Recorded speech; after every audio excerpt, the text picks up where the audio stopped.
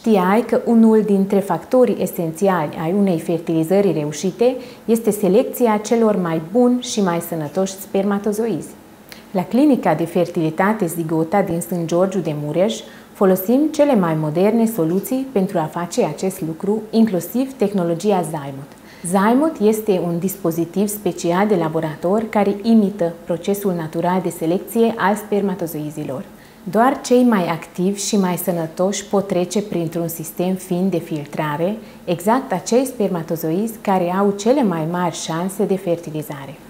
De ce este Zymoth mai bun decât metodele clasice?